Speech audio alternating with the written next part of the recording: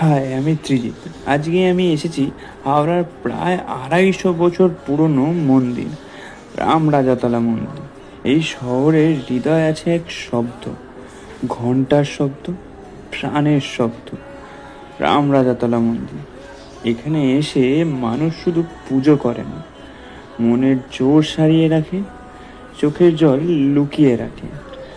প্রতিটি প্রার্থনায় আছে নতুন দিনের ভোরের আশা, প্রতিটি দ্বীপে জ্বলে থাকে ভালোবাসার আলো। আমি জানি কিছু জায়গায় বারবার ফিরে আসতে হয়, কারণ ওখানেই মনটা বড় হয়ে ওঠে। রামরাজাতলা একটা মন্দির না, একটা অনুভূতি। পারলে একবার ঘুরে যান, মনটা সত্যি খুব ভালো হয়ে যাবে।